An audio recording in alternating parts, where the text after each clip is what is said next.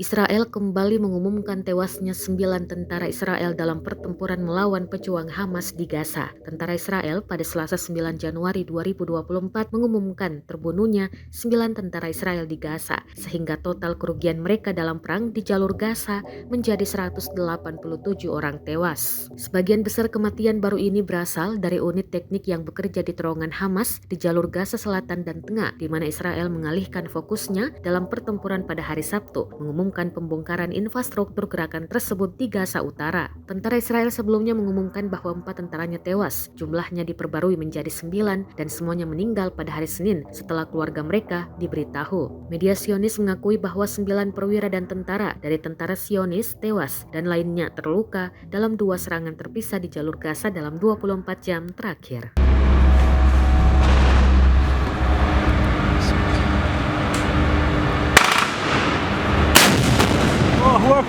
أحد المجاهدين بضرب جند المحملة بالكاربت بقذيفة الياسين 105. الله أكبر ولله الحمد. مضى أكثر من 24 ساعة، نقلت الجند مضروبة والعدو حتى الآن لم يسحبها من المكان. بسم الله الرحمن الرحيم.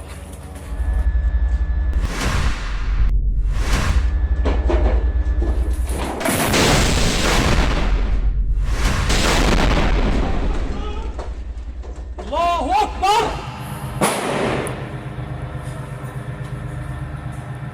بسم الله.